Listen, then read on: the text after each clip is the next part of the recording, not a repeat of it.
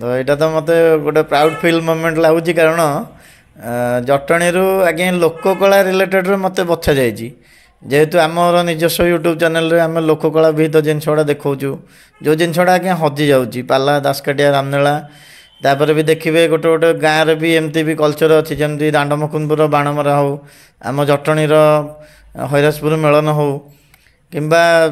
जेकोसी ठाकुर दिव मेलन ठू जो जिनसा आजिकल का यूथ पीढ़ी किसी जानी ना से जिनस मुझे भाभी ये जिनसा जदि रिप्रेजेंट करा जाए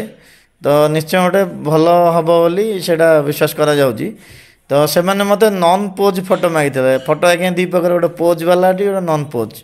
द वाइल्ड लाइफ फोटोग्राफर मैंने जमी नॉन पोज देखते जमी गोटे माछ खाऊ गोटे बगटे तापर गोटे झिंटिका उड़ी पलाऊ ए टाइपर डिफरेंट डिफरेंट फोटो जोटा कि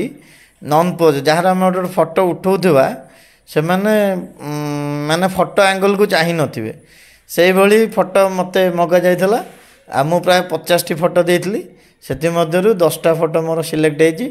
आ जटणीर गर्व रूपे मु गोटे पिला जे कि जाई आज आम